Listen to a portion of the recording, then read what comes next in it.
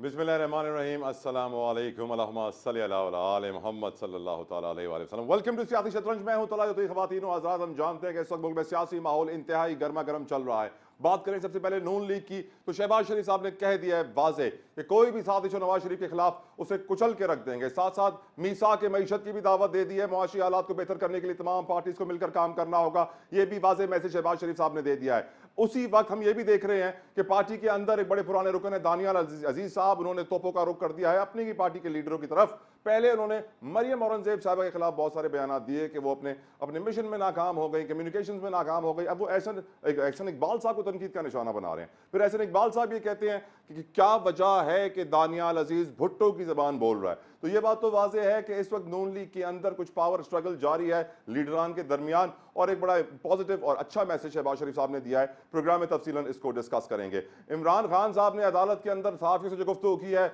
बड़ा नाम ले लिया है। वही बड़ा नाम जो नवाज शरीफ साहब ने भी लंदन में लिया था और फिर रिवर्स गियर मारना पड़ा था, जिसके ऊपर बहुत सारे तज्जियाकारों ने बोला कि सॉफ्टवेयर अपग्रेड हो गया है क्योंकि बड़ा नाम लिया है तो मुश्किल में पड़ गए हैं, इसीलिए अपने इस बयानिए से पीछे हट गए थे नवाज शरीफ साहब। अब देखना यह है इमरान खान भी पीछे हटेंगे या नहीं। अगर इसी बयानियों का आगे भी रखा उन्होंने तो इस बात में कोई शक व शुबा नहीं, यकीन होना चाहिए कि उनके लिए मुश्किलात बहुत ज्यादा बढ़ेंगी। मौलाना फजलुर रहमान ने अपनी ख्वाहिश का इजहार कर दिया है, वो सदर बनना चाहते हैं पाकिस्तान के। सदर मुमलिकत उनके सीनियर रहनुमा हैं। हमदुल्ला साहब ने यह एतराफ़ किया कि अगर वो बन सकते हैं डेमोक्रेटिक अलायंस के, तो फिर वो PDM के अगर सदर बन सकते हैं तो मुल्क के भी सदर बन सकते हैं। खैर, लेकिन इस वक्त हम जानते हैं कि सबसे जरूरी किरदार पाकिस्तान में निगरान हुकूमत के अलावा इलेक्शन कमीशन ऑफ पाकिस्तान का है। एक तरफ हम देख रहे हैं कि स्टॉक मार्केट नए नए रिकॉर्ड्स कायम कर रही है और बताया जा रहा है कि मुल्क की मईशत पर बड़े अच्छे असरात मुरतब हो रहे हैं, सरमायाकारी आ रही है। चीफ अवामी स्टाफ निगरान हुकूमत बहुत मेहनत कर रही है, SIFC बहुत काम कर रही है। लेकिन उसी वक्त हम ये भी देखते हैं कि इलेक्शन कमीशन ऑफ पाकिस्तान,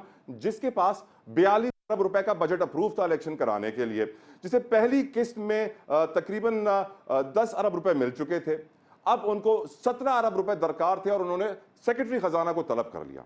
जैसे तलब किया तो चंद घंटों के बाद ये खबर आ गई कि सेक्रेटरी खजाना ने वाज़ेह कर दिया है कि 2 दिनों के अंदर ये 17 अरब रुपए भी दे दिए जाएंगे, जिसके बाद एक 16 अरब रुपए की किस्त बचेगी। अब देखना यह है कि एक तरफ हम देख रहे हैं मुल्क के मुआशी हालात बेहतरीन होते जा रहे हैं, दूसरी तरफ हम देख रहे हैं कि इलेक्शन कमीशन पैसों के लिए वजारत खजाना को भगा रहा है, और तीसरी तरफ हम ये देख रहे हैं कि जो हल्का बंदियों की हतमी फहरिस्त जारी हुई थी उसके ऊपर एतराजात का सिलसिला भी जारी है। अभी भी एतराजात जारी हैं, जबकि इस दिसंबर के पहले हफ्ते और पहले 10 दिनों में इलेक्शन शेड्यूल का ऐलान करना है इलेक्शन कमीशन ऑफ पाकिस्तान ने। जो नहीं हुआ तो फिर इलेक्शन डेट मुतासर हो सकती है, पूरा इलेक्टोरल प्रोसेस मुतासर हो सकता है। इस वक्त इलेक्शन कमीशन ऑफ पाकिस्तान के कांधों पर बड़ा बोझ है, लेकिन वो बोझ उठा पाएंगे या नहीं।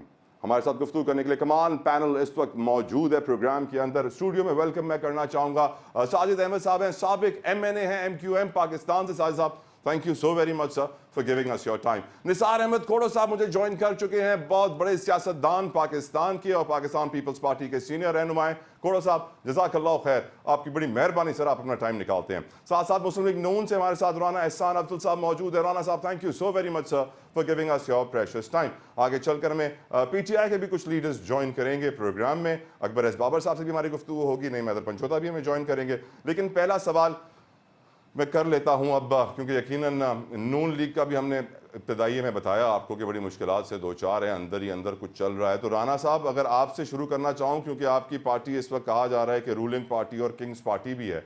अब एक तरफ हम देख रहे हैं कि शहबाज शरीफ साहब सबको जोड़ना चाह रहे हैं कि मीसा के मईशत करते हैं, दूसरी तरफ हम देख रहे हैं कि आपकी पार्टी के अंदर ही झगड़े चल रहे हैं, फड्डे शुरू हो गए हैं। दानियाल अजीज साहब एक दिन मरियम औरंगजेब साहब की बुराइयां कर रहे हैं और दूसरे दिन वो एहसन इकबाल साहब की बुराइयां कर रहे हैं। क्या कोई पावर स्ट्रगल है पार्टी के अंदर, राना एहसान साहब? अभी इस वक्त टिकट्स अलॉट करने के फेज में है और इंटरव्यूज चल रहे हैं, तो डेफिनेटली इसके अंदर जो टफ वॉर्स होती हैं वो सामने आती हैं और हर एक की मर्जी होती है कि यहाँ वो कैंडिडेट हो, इधर वो हो, तो इसके अंदर फ्रिक्शन जो है with in the party create कर ली जाती है।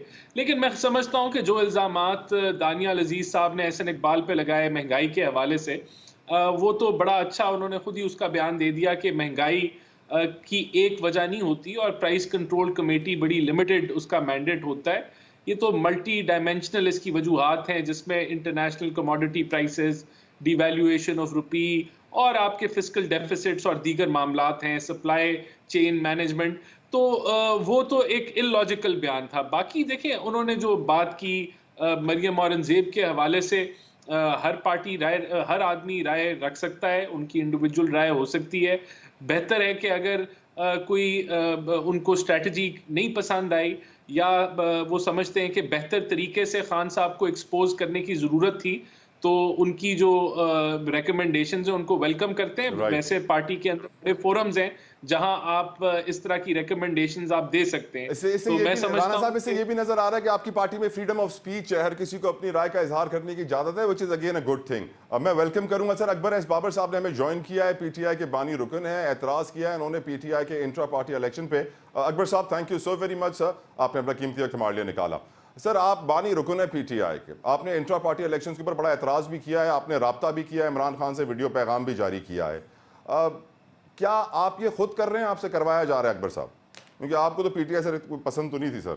जब 1996 में हमने ये पार्टी बनाई और उसका जो उसके बाद जो बुनियादी आइन लिखा गया उसमें मैं भी शरीक था, मैं उस कमेटी का हिस्सा था।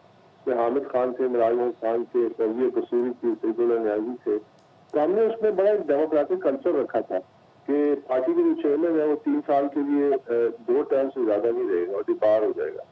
और वर्कर्स को हमने ये हक दिया था, इख्तियार दिया था कि वर्कर्स मेरिट के जरिए अपनी लीडरशिप का इंतखाब करेंगी। और फिर भी अमर जो है ये 2013 में जब इंट्रा पार्टी इलेक्शन हुए उसमें बहुत सारी खामियां थी, बहुत सारी खराबियां थी, लेकिन एक साल लगा उस इलेक्शन में, वर्कर्स ने हिस्सा लिया। फिर वो से कोई सबक नहीं सीखा, जो अगला इलेक्शन कमीशन पर उस पर दबाव डाला गया, उन्होंने इस्तीफा दे दिया, लॉक स्टॉक एंड बैरल। तो और फिर फॉरेन फंडिंग का केस वो भी यही था कि पार्टी के अंदर बहुत बड़े पैमाने पे करप्शन है, फाइनेंशियल इरेगुलरिटीज हो रही है। और मेरे तमाम 8 साल की स्ट्रगल के बाद, 13 रिट पिटीशन और बहुत कुछ फेस करने के बाद मेरे तमाम इल्जाम सच साबित हुए। तो मेरी तो स्ट्रगल पहले दिन से यही थी कि हमने पाकिस्तान की सियासत को तब्दील करना है, एक नई सियासत की बुनियाद रखनी है, और उसके लिए पाकिस्तान तहरीक इंसाफ बनाई गई। उसका वजूद ही इस वास्ते आया कि हम रोल मॉडल बनेंगे। तो मैं पीटीआई बनाने वालों में से हूँ। मैंने कई दफा कहा है कि मैं पीटीआई का मेंबर हूँ। पर सर आप इमरान खान की बुराई करते हैं पीटीआई वाले, इसीलिए आपसे नफरत करेंगे ना सर? देखिए, मुझे अगर लोगों की खुशनुदी के लिए करना होता तो जब एक वक्त था जब पीटीआई को सब लोग, खानदान के लोग भी कहते थे कि ये टागा पार्टी है और ये एक क्रिकेटर है, ये कभी भी कामयाब नहीं होगा। और इमरान खान खुद मेरी गाड़ी में बैठ के जो रोजाना मैं उसको दफ्तर ले जाता था, फिर आते जाते रहते थे, तो वो हमेशा ये अक्सर ये कहता था कि अगर मेरी पूरी जमात जो तेरी कार में आ जाएगी। दफ्तर में हम बैठे होते थे तो कहते थे कि मेरी जमात इतनी श्रिंक है कि वो इस कमरे में आ जाएगी। तो फिर तो मुझे छोड़ देना चाहिए था ना। 1997 के जो इलेक्शन में तो मैं कोयटा चावी से लड़ा और इमरान इस्लामाबाद और बहुत सारे और हल्कों से लड़े, तो उसमें 2/3 मेजॉरिटी तो उससे नून की थी, तो फिर हमें छोड़ देना चाहिए था। लेकिन हम तो एक कन्विक्शन पे चल रहे थे कि हम लोग जेन्युइन है, हम लोग एक जेन्युइन तब्दीली लाएंगे। और वो वक्त आया 2011 में जब ग्राउंड से सपोर्ट आई। अब वो इम्तिहान वहाँ लोगों की जगह हमारा हो गया, क्योंकि लोगों ने तो कॉन्फिडेंस, एतमाद हम पे रिपोर्ट किया। लेकिन डोंट यू रियलाइज अकबर साहब, जो आप कर रहे हैं उससे पीटीआई को बल्ले का निशान नहीं मिलेगा, और बैलेट पे बल्ला नहीं आया तो समझिए पीटीआई नहीं आई और आप बड़ा झटका लगाने वाले हैं पीटीआई को। देखिए, मैं तो समझता हूँ कि तमाम सियासी जमातों की इसी तरह स्क्रूटनी होनी चाहिए जहाँ तक इंट्रा पार्टी का। जिस तरह मैंने मुतालबा बारहा की है कि फंडिंग के हवाले से होना चाहिए। देखिए, बात क्या है असल में? बात असल में ये है कि जब तक सियासी जमातें अंदर से मेरिट और जमहूरियत पे नहीं लेके आएंगी, तो जो दावे करते हैं ना कि हम जमहूरियत के अलमबरदार है, तो एक खोखले दावे, एक खोखला निजाम है, एक खोखली जमहूरियत है, उसने इस मुल्क को कुछ दिया ही नहीं। आपने क्या बिगिनिंग करनी है? फ्रेश बिगिनिंग तो नहीं करनी। अगर बरतानिया में एक इंडियन निजाज वज़ीर आज़म बन सकता है अपनी जमात के मेरिट के ऊपर आके, एक पाकिस्तानी निजाज लंदन का मेयर बन सकता है, क्या पाकिस्तानी ये सोच सकते हैं? अब मैं कहते हैं, जिसको आप ही कह रहे हैं कि जी मेरी ये जो स्ट्रगल है इससे अगर पीटीआई को मजीद, भाई पीटीआई को नुकसान तो उन लोगों ने पहुंचाया। पहले इसको उजरती शाहदारों के हवाले किया, फिर उसके बाद उनको एटीएम की जरूरत है, उन्होंने एटीएम के हवाले कर दिया, फिर उसके बाद अब उनको वकीलों की जरूरत है कि वो उनके केस में उन्होंने वकला के हवाले कर दिया। फिर उसके बाद आसमान से एक शख्स आया जिसकी पीटीआई में कोई मेरिट नहीं है, राइट अकबर साहब, उसको चेयरमैन लगा दिया, तो या तो आप एक्सेप्ट कर रहे हैं कि हमारे मुल्क में बादशाह होनी चाहिए, तो छोड़िए मैं दादा, अग्री करता हूँ इस छोड़िए, बात से। छोड़िए। मैं आपको सेकंड करूंगा सर। इस बात में कोई शक नहीं होना चाहिए। पाकिस्तान में जमहूरियत से ज़्यादा बादशाहत अच्छी रहेगी, मेरा ओपिनियन है। आप डिसएग्री कर सकते हैं, सारे लोग कर सकते हैं कि अगर सिंध पीपल्स पार्टी में बादशाह बन जाए, मुस्लिम लीग नून पंजाब में बादशाह बन जाए, PTI KPK में बादशाह बन जाए, बलूचिस्तान में रेफरेंडम कराने में मुकाबला सख्त होगा। लेकिन एक मुझे ब्रेक का कहा जा रहा है, खोड़ो साहब और साजिद साहब से मुझे गुफ्तगू करनी है इलेक्शन कमीशन ऑफ पाकिस्तान के किरदार पे, हल्का बंदियों की हतमी फहरिस्त और उस पर उठने वाले एतराजात पे, और आने वाला रोल इलेक्शन शेड्यूल कब अनाउंस होगा, पूछेंगे अपने मेहमानों से इस ब्रेक के बाद।